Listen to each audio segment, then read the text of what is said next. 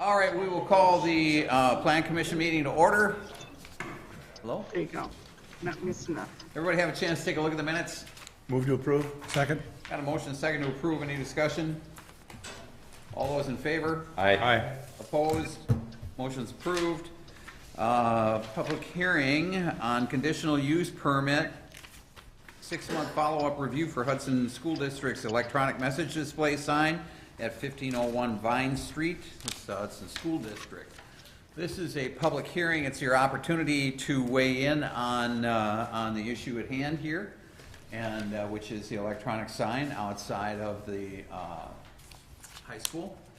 And it's up for a 6-month review. So if you do have a comment, if you would come up to the mic and stand here, please. Identify yourself, your address, and try to keep your comments brief. Try not to repeat comments. And I think that's it. We have Not online, but staff did receive a comment via email prior to the meeting tonight. And it's from Dan Bushman at 1303 St. Croix Heights. He said he's unable to attend tonight, but wanted this to be read into the record. So, as a 33-year neighbor of the high school, I'm voicing full support for the permit allowing the high school signage on Vine Street. Since moving to my residence in 1989, I, like every resident in the area, have been 100% fully aware that the high school is where it is. I have watched that property change and morph dramatically as the school's district's needs grew, and I've always accepted those changes because it would be nonsensical not to. Have no doubt my property's been affected from the latest expansion of the high school's footprint, but it would be silly for me to complain or even point fingers. I drive past the sign every day and frequently in the evenings. I was pleased to see it put in place. It appears to be a technology that is nicely readable without a large amount of glow. Light pollution is a real thing, but I do not see the sign as a significant contributor.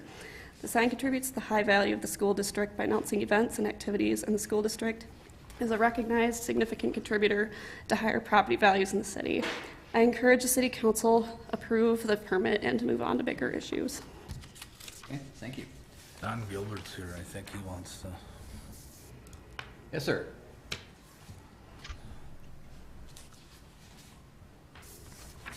I'm hoping that they'll read mine. I'm Don Gilbert. I live up by the high school, the football field, pretty much in my backyard. And we had some discussions last time about the sign and whether it was on all night or wasn't on all night. And we had some terminology differences when I sat down with the superintendent afterwards in that light, and I said it was on at 3 o'clock. He said it was off at 3 o'clock. Well, he said when we got to talking face to face and each other, the movement sign, the colored portion of it, you shut it off at 11 o'clock. And I think they do that. But the rest of the sign is still on because I can still see it from my living room window where I am, which is 100 yards on the other side of the football field. And another thing I'd like to say is that they did make gains in what they were said they were going to do. One was noise, one was lighting. I think they made lighting, they eliminated the lighting in the backyards from the driveway that goes around the school building. The sconces, they just limit it to the sconces that are on the side of the building. Big improvement. However, the windows, the light coming from the windows shines right into everybody from my house north into their bedroom windows. Now, it doesn't look bad when you're inside it, okay? Because I had a tour of the inside of the building, and they dimmed the lights in there, and they appear to be dimmed. But when you have glass the size of that glass, and just as this picture here, I'll pass it around. This is the entrance to the school. If you look at the windows, that whole parking lot is lit up, so the windows don't show up in a lit up parking lot like they do in our backyard where it's dark. I'm just going to pass this one around, but look at the windows. The windows on the north side, or the east side of the building, which is our backyard, our bedroom windows face west. These that I'm talking about face east. And they're bright. All they would need to do is to put some kind of a curtain that would you could raise it in the daytime if they wanted to, and... Excuse me, Don. Yes. I just feel I need to interject here. This is a public hearing about the electronic sign only. Yes, and this is all part of it, being a good neighbor. And this is what some of the things that they had agreed that they would do, and that's what I want to show you. But right now, what we're talking about is the electronic sign. Okay? The electronic sign, I'm going to tell you I don't have a problem with. I do have a problem with what they said they were going to and what they did do. You know, they didn't go enough on the lighting. If you go up there into that parking lot tonight, all these pictures, if you want to take a look at them, I'll leave them here. We're taking that between 3 a.m. and 4 a.m., but it looks the same if you go up there at 10 o'clock at night or 9 o'clock at night. Take a look and see how bright that is. They have 24 highlights, doubled on each one. He said it's for security. I said, well, if I had wanted security, I'd put them in the back of the school. He said it's the same in the back of the school. It is not the same in the back of the school. There are, I believe, 6 lights, if I remember, on tall posts, all on the west end of the building. There's a picture of if you look on the back, there's writing on them, but if you look at the back of the building where they're just sconces along, and that's the one that has the red on the bottom of the picture, that's all lit up just from the sconces. That's all they need. They don't need all these parking lights. I asked somebody how much it cost, how much they would save. He said, I said, just guess, tell me, because he's in the business. And he said someplace between, I'm going to give you a big number, between $35,000 and $70,000 if they reduce the lighting in that place, Sure. that they All could right. do. Don, thank you. Yep. Are there any other comments? Any other comments? Any other comments? Move to close the public hearing. Second. We got a motion second to close the public hearing. All those in favor? Aye. Opposed? Motion's approved. Public hearing is closed. Discussion possible action on a conditional use permit 6-month follow-up review for Hudson School District's electronic message display sign at 1501 Vine Street, Hudson School District. So 6 months ago, we had reviewed this conditional use permit for the electronic message display with the high school sign, and there was public opinion brought forward regarding concerns with the lighting levels. And so the school district went with the neighborhood and worked together with them to fix the lighting concerns specific to the sign. It sounds like those might have been resolved with the sign, so tonight staff would recommend maybe approving the sign for, until there's maybe, I don't know, more public concern that comes up in the future. We would just reserve the right to be able to bring it back if problems specific to the sign arise. But in the meantime, staff does recommend approving the conditional use permit without any further reviews in the future. Okay. I'll move to approve the sign permit. Second. We got a motion and a second to approve. Any discussion? I have a couple comments. Yep. One, last time we were talking about this, I said that I often drove past that sign and all you saw were the time and temperature. I noticed that the signs have changed now, so it's more pertinent information to the school or school board, so I think that's a step in the right direction. Or I'm categorically against these signs for institutions, whether it be a school, a nursing home, that are enclosed or surrounded by residential neighborhoods, as far as putting up a sign like this that is exposed to the neighborhood. I don't think any of us would like to see that sign across the street from your house. And I'll just leave it at that. Okay, thanks. Anybody else? All those in favor? Aye. Opposed? Motion's approved. Public hearing on conditional use permit for Park Place Village North Master Development Plan, St. Croix Meadows LLC. All right, once again, this is a public hearing. Same thing, anybody has a comment on this, your opportunity to come up.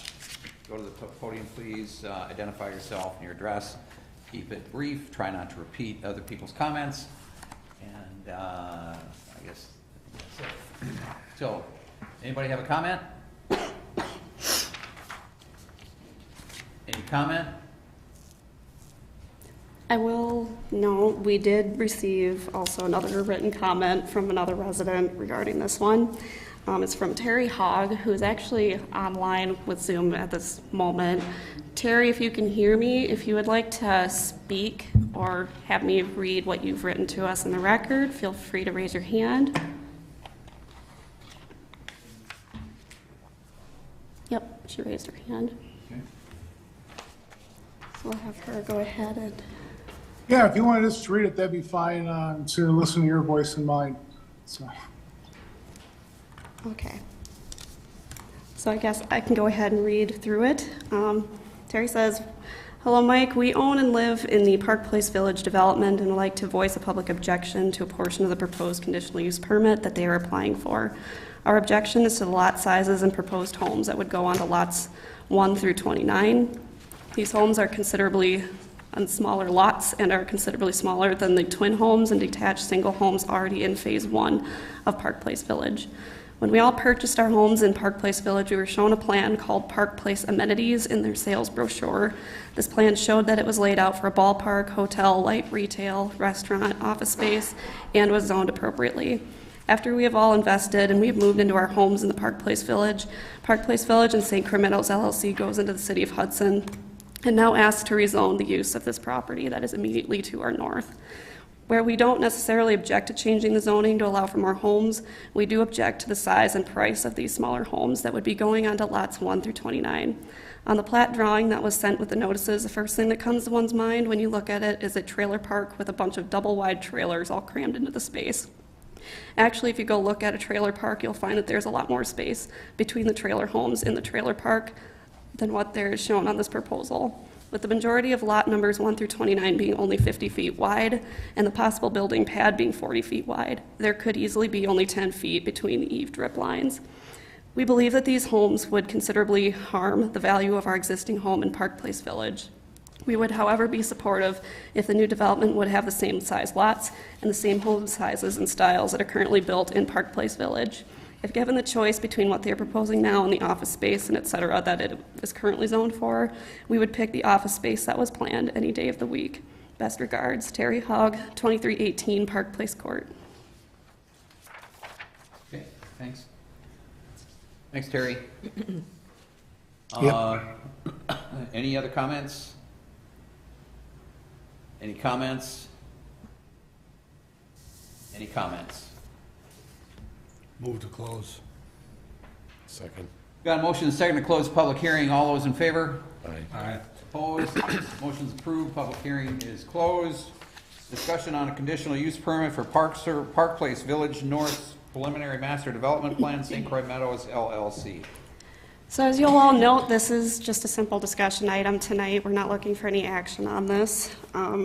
City staff are awaiting some updates to the final master plan and plat before we can make action on this. So with that, the proposed planned residential development CUP is proposing to add additional housing to the St. Croix Meadows neighborhood north of the existing Park Place Village residential development. Development setbacks, green space, landscaping, roadway width, sidewalk trail, and public utility locations are all kind of still in the process right now as far as where they'll be located and in the process of revision, but those specifics will be worked through and throughout and brought forward in a final master plan to you all. But in the meantime, if you have comments or questions that you'd like to discuss, now is the time to do so. Have the sizes been talked about with the developer? Yes, we actually just met with them today to talk Okay. about those. Where did that go? How did that pan out? To be honest, I was not at that meeting. That was Okay. between Mike and the developer, so Is developer here? I don't, yep, yep. Okay. Would you like to come forward and speak on that? Actually, I'm not the developer, I'm the builder, purchasing from the developer. So, but we're working on the project hand in hand. My name is Jeff Warren from Divine Custom Homes. First of all, I'll just pass these out. These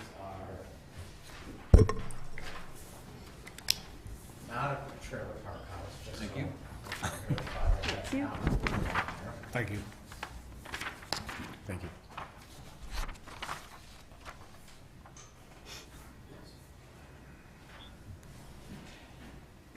In the current phase of Park Place, we have single units and twin homes, and then the fourplex units. The singles and the twins are completely built and sold out. During that process, there's 12 singles and there's 6 twin homes, so 12 units of twins.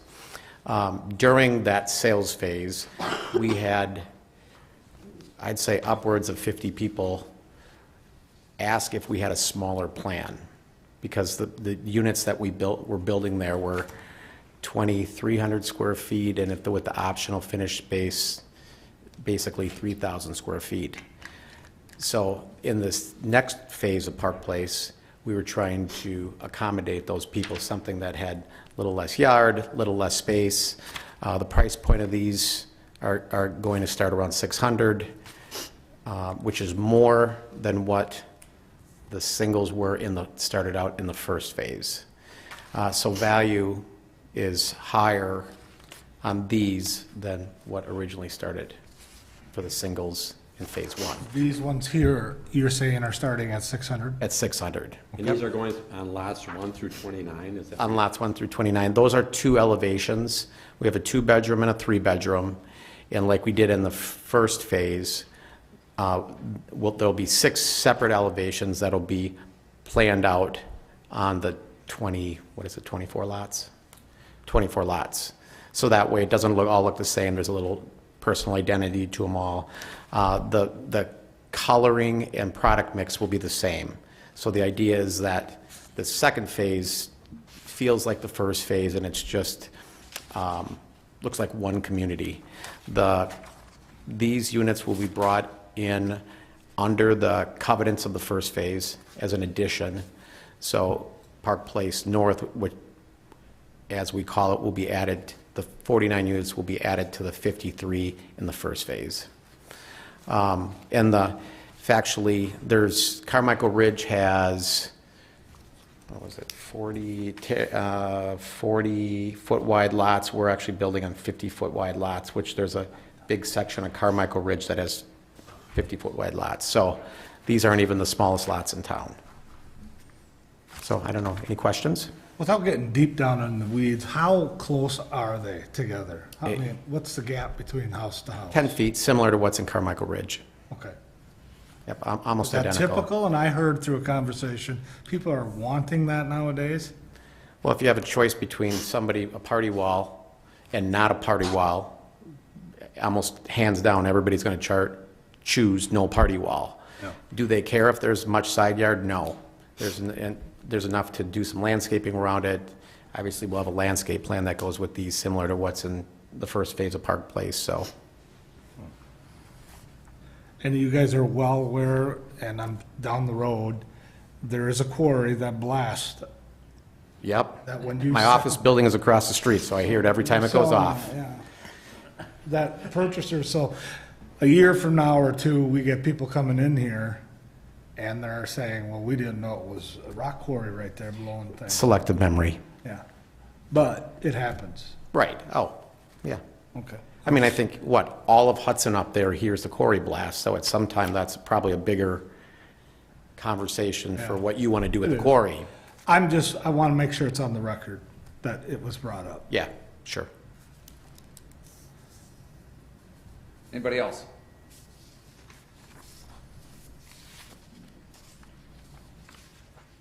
All right. Thank you. Thank you.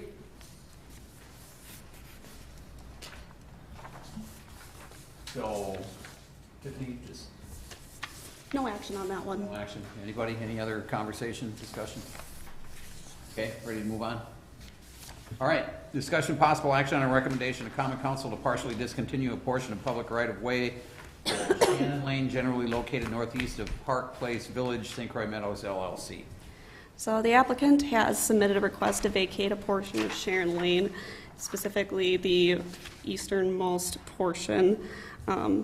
They would like to take that portion of right-of-way to add it to a private property residence to be platted for a single-family residence use. If discontinued, this 3,784 square foot portion, as I said, would no longer be part of public road right-of-way, which is currently Sharon Lane. Public hearing for this resolution, which was introduced to the council at its last meeting, is scheduled for January 3rd with the council again. With that, staff does recommend approval of this resolution and discontinuance recommendation, unless you have any questions or concerns. Move we approve resolution 123 onto the council. Yeah, it would be approved by council. Yep. Okay, got a motion, a second, discussion? All those in favor? Aye. Aye. Opposed? Motion's approved. Discussion and possible action on a zoning map amendment from RM1 multiple family residential to R2 two-family residential at 1531 and 1535 Namacoggin Street, Team Johnson Real Estate. So Team Johnson has provided a rezoning application to rezone their two parcels at 1531 and 1535 Namacoggin from RM1 multiple family residential to R2 two-family residential. The purpose behind this is specific to setback restrictions. RM1 lots tend to have much larger setback requirements versus an R2 zone. And with the way these lots are laid out, it makes it pretty difficult to build a simple zero lot line twin home. So with that, they would like to rezone to R2, which would have less restrictive setbacks.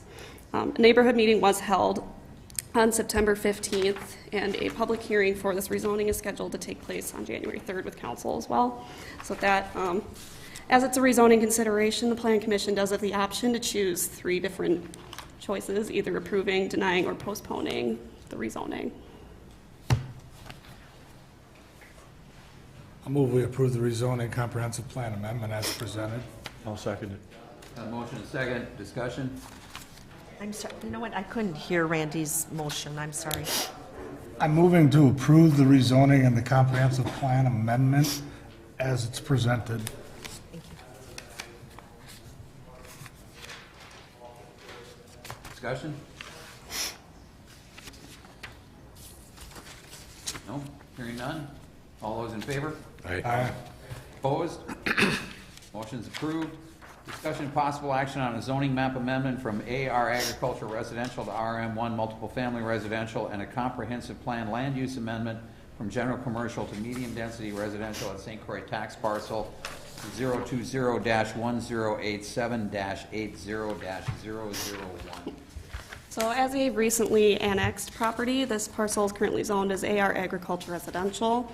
To coincide with the development goals of a multifamily structure, the applicant has applied for a rezoning to RM1 multiple family residential, with the addition of a land use map amendment to also move that from general commercial to medium density residential. So in an effort, again, with like the neighborhood, the applicant held 2 neighborhood meetings, one on September 13th, 2021, and then a more recent one here in November 28th, 2022. The information from those meetings is attached into your packets for tonight. But I will also note that this rezoning has a public hearing date set for January 3rd at the council as well. The applicants are also here tonight if they would care to add any further details to what I've mentioned.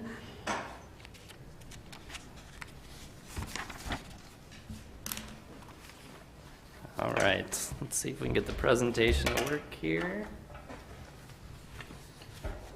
Apologize, we just had some technical difficulties. The other computer we had died, so hopefully this one works.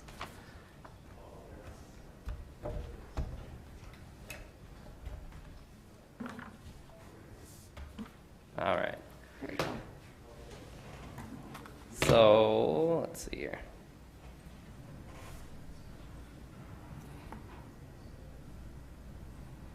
There we go.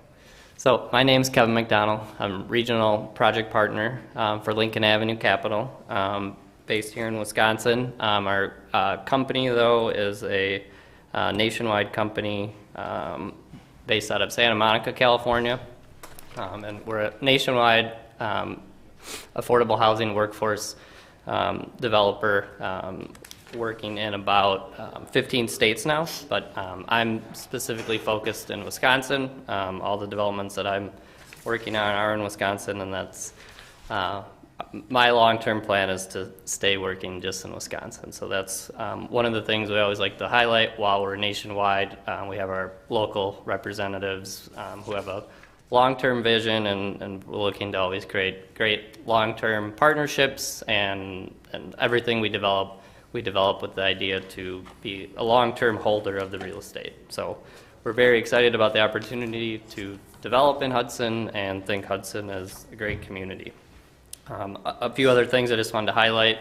We've got a vertically integrated in-house development team, which includes in-house construction oversight, design oversight, and asset management. And so our nationwide expertise we bring to work with our local property management partners and local design team and the local engineers that we work with. So next, just a little bit of planning context on where the site is. So the site is just off of Stage Line Road, just to the west of the Lighthouse development, and I guess somewhat east of the Wood Hill Senior Apartments and east of the hospital. So just surrounding uses, the Lighthouse neighborhood is single family.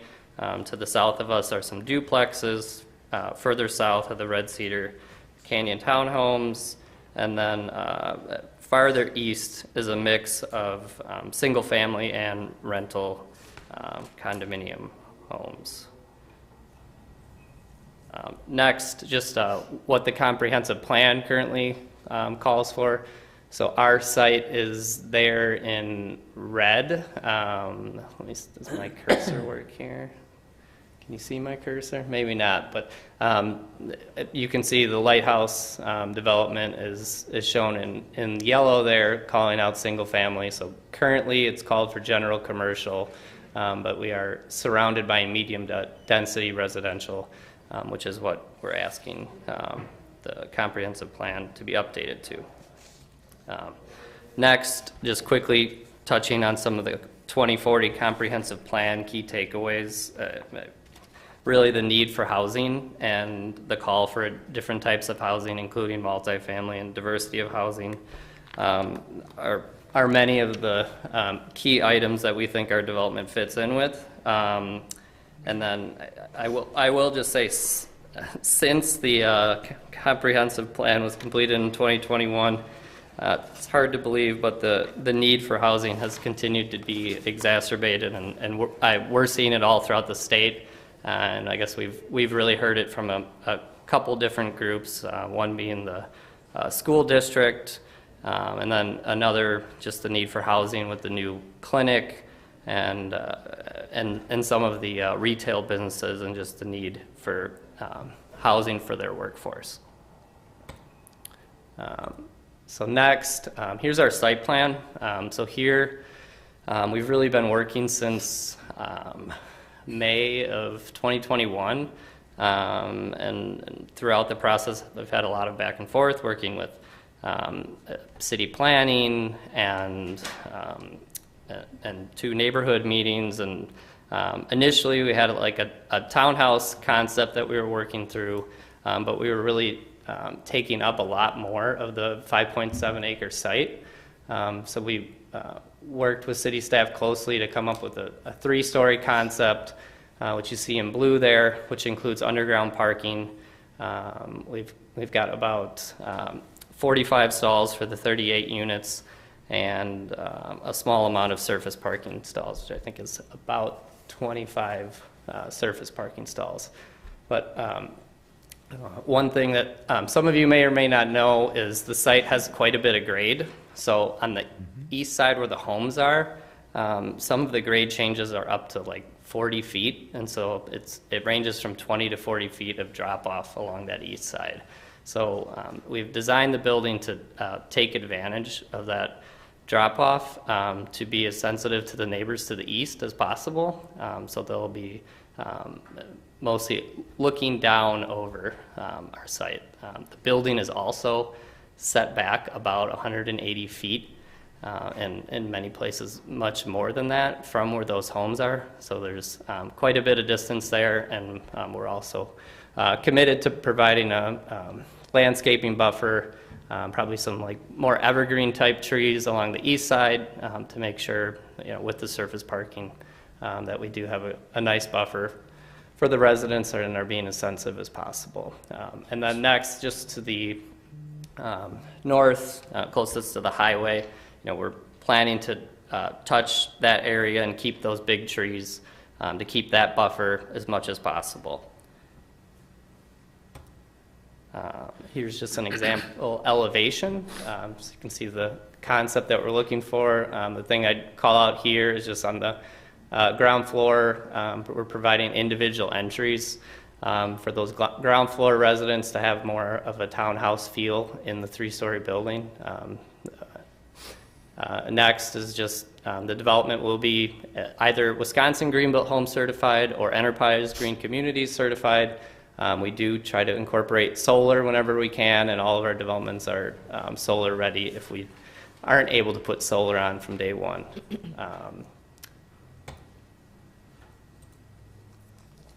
Common area features, we have an on-site property management office, fitness center, community room, and we'd also plan to put a playground on the site. Oops. There we go. The need for housing, as many of you know, the need continues to grow. So just have a few charts here showing kind of what the current status of the market is. So on the left, you can see stabilized vacancy rates. Back in 2012, vacancy rates were around the 5.5%. And now they're at an all-time low, and the vacancy rate is currently under 2%. So real estate economists would tell you that that's a very challenging situation and makes economic growth challenging, and it's very challenging for new residents to be able to live and move into the community and have the type of mobility where an economy can and operate at its fullest potential. Where'd you pull these rates? These are from CoStar. Okay, from what geographical area? For Hudson. Just overall Hudson CoStar market.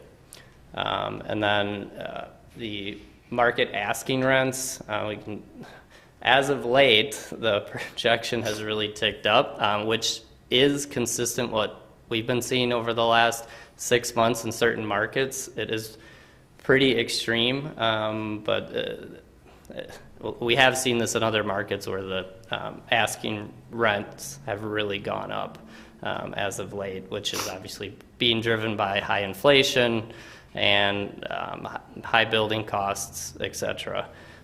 So the average rate right now is about $1,300 per unit. Next, What size unit are you looking at there? That's just the average, so it's spread between 1, 2, 3, whatever types of units are in that market data. Our units are a mix of 1, 2, and 3 bedroom units. And so average home values in Hudson, I guess as we previously heard, home values are high, and that's really what's driving the challenge with the housing market.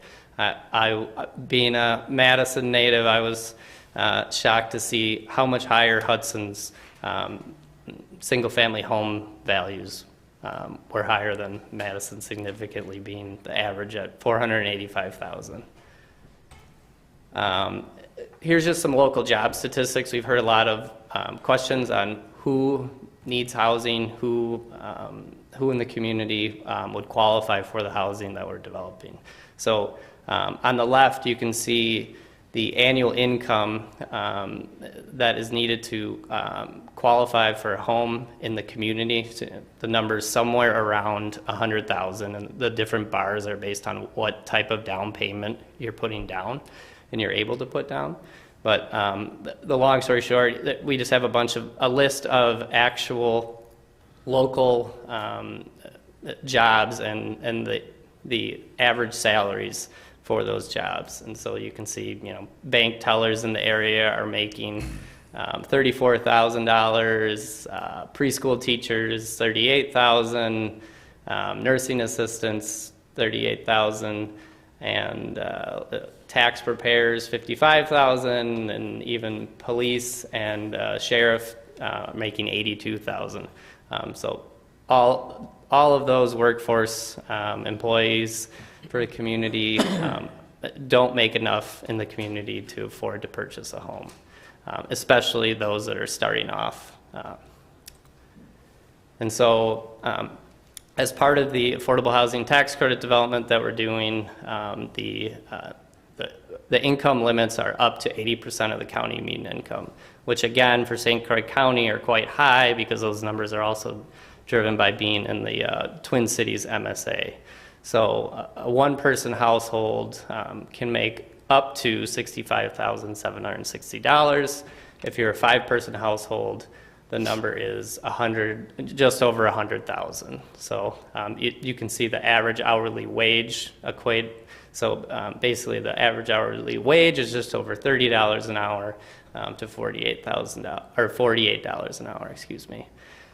And then on the bottom, you can see the one-bedroom, two-bedroom, and three-bedroom rent limits for what the affordable housing is that we're proposing. So our average gross rent on our one-bedrooms is about $1,000, two bedrooms is about $1,200, and a three-bedroom is about $1,400. So you can see it's a significant discount from the market. This is all kind of similar, but just here's a breakdown of who typically lives in a housing tax credit development. 25% of renters we usually find are either empty nesters or seniors. That's kind of broken out from the list above, with 25% being retail employees, 20% hospitals and clinics. We would expect the number here to be a little bit higher because of the new clinic and the hospital being right down the street from us. Again, 18% administrative, 15% teaching, daycare related jobs, and construction jobs are actually lumped in there as well. 10% hospitality, tourism, travel, hotels, and then 12% are typically receiving some type of Social Security, whether being retired or young survivor or some type of disability. I won't go through this ad nauseum, but basically the economic benefits of workforce housing are created through, at first, the local construction jobs, and then obviously helping local businesses retain employees and hopefully provide a competitive advantage for having high quality housing for those employers' workforce. Project timeline, as discussed, we've had a number of neighborhood meetings, and obviously have a number of future meetings here, but our hope is to submit our WIDA tax credit application early in 2023, and we hope to come back to you with final construction plans towards the end of 2023 and get started as shortly after that. And then Jeanette just has a few things I think she wanted to add. Oh, sorry. You can be my clicker. I don't want to duplicate anything that Kevin has already said, but what we did find from the first neighborhood meeting to the second one that I needed to educate myself on too was the difference in the type of workforce affordable housing. From the first meeting we had, the perception was this was Section 8 housing, which is a voucher program from the government. That is not the case. This is the developer gets income tax credits from the IRS to provide affordable or attainable what I like to call housing for people that are in the workforce. So in Hudson, we already have several of these, Mississippi Flats, Heritage Cottages, similar projects. Go to the next one. The Maxwell, which is just down the street from my office, and next one. Boulder Ridge on Dominion Drive, just to name 4 of them. There are several more, but those were the ones I highlighted.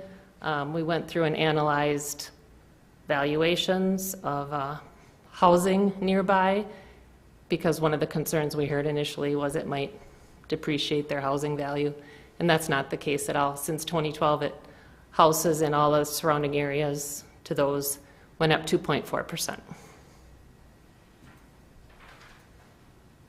And then Kevin already talked about the need for housing, but I would just like to say, with all the time you've put in supporting the Hudson Medical Center, this would be an ideal place for those employees to live, so that they don't have to drive 30, 45 miles away to find an apartment that they can afford. So thank you for your consideration. Thank you. So Kevin, once again, the income threshold, Yep. So section that, 42. yes, so the level is, if you're a one-person household, it was about 65,000, and a 5-person household, I believe, was just over 100,000. I appreciate the fact that you guys came, it was me who asked for clarification and to dispel the disinformation that was out there on this project, so I really appreciate the detail. It's been some time since we've seen a detailed statistical numbers of the project that is proposed, so thank you, and I think this would probably be a good asset up there. And don't forget, hotels need people to live too, so. Yes. Jeanette just wanted me to clarify that those are the maximum numbers, the up Max, to. right. All right, somebody else? I think you've addressed a lot of the concerns, and I know the second meeting went very well with your folks from the emails I've received, so I think are we looking for an approval tonight with all the recommendations by city staff? Yep. Okay, so moved. Motion and second to approve, discussion? All those in favor? Aye. Opposed? Motion's approved. Thank you. Thanks, Kevin. Discussion and possible action on downtown design review certificate for critical coordination at 519 2nd Street, signage. So as this applicant has submitted a request to install a wall sign at 519 2nd Street, this would be proposed to be on the front facade of the building and would be 24 square feet in area and internally illuminated. Staff finds that it does meet all of our design and dimensional requirements, therefore we are recommending approval. Second. Motion and second to approve, discussion? You know, one thing I noticed on here and going through these is that, like on the next one for the Chop House, it talks about the $100 fee. Is there no fee for this one? No, there was. They paid it in already. advance. Yep. Got it. All right. Anybody else? All those in favor? Aye. Opposed? Motion's approved. Discussion possible action on a downtown design review certificate for 517 2nd Street, Bennett's Chop House. Yes. So Bennett's Chop House is looking to add a wall sign and projecting sign at their new business location of 517 2nd. The projecting sign would be 8 square feet and internally illuminated, and the wall sign, also internally illuminated, would be 22.6 square feet. Both these signs, as staff reviewed, found to be compliant with all code, dimensional, and design requirements in downtown. Therefore, we recommend approval, again, for this certificate. Move to approve. Second. Got a motion and second to approve, discussion? All those in favor? Aye. Opposed? Motion's approved. Discussion and possible action on a downtown design review certificate for 206 2nd Street, Schmitz Roofing. Yes. So Schmitz Roofing has also submitted a downtown design review certificate for 206 2nd Street, and they're looking to install just a single wall sign above their front primary entrance. It'd be 23.9 square feet in area and also internally illuminated. Once again, it meets all code requirements, so we would request approval for the certificate as well. To approve? Second. Motion and second to approve, discussion. All those in favor? Aye. Opposed, motion's approved. I don't have anything. I do see here, however, that Yes. we've got the schedule for the meeting schedule for 2023. Correct. Yep. So I've given you all a draft of the meeting schedule for 2023 for Plan Commission. Feel free to review, give me any feedback you have in consideration for those dates, but they are pretty standard as far as when Plan Commission is held, generally the first and third Tuesdays of the month unless otherwise specified in the schedule. There's a couple Wednesdays thrown in there just to spice things up. So, like I said, any questions about those, feel free to reach out to me about it. But that's all I have. Okay. I want to thank everybody for the work you've done this year. Merry Christmas to everybody. Happy New Year. We look forward to seeing you all next year. Move to adjourn. Second. Motion and second to adjourn. All those in favor? Aye. Opposed? Motion's approved. We stand adjourned.